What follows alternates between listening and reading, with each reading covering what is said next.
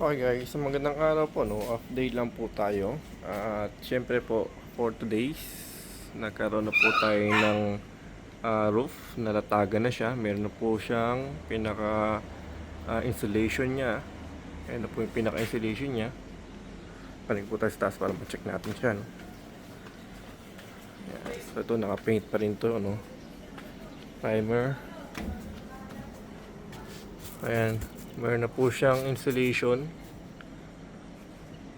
Natagan na siya ng pinaka unang latag niya ng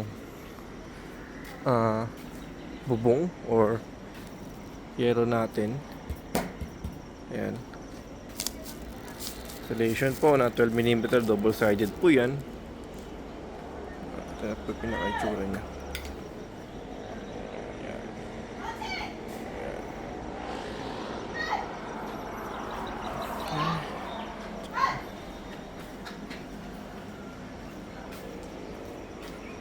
Ayan siya, no?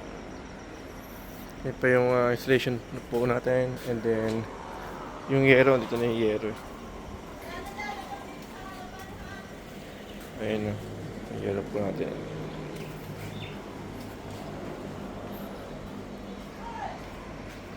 Ayan, so for now guys, ito lang muna ang update natin, no? So 1, 2, 3, 4, I think naka-apat sila ngayon ng latag.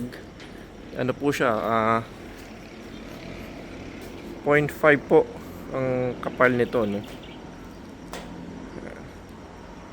Wala po siya nakalagay na brand na, pero quality naman siguro yung kapal talaga, solid na siya kapal. Okay, so for now, ito lang po no ang update natin, and thank you for watching mo. Ito pa po yung nalatagan nila. Ayun.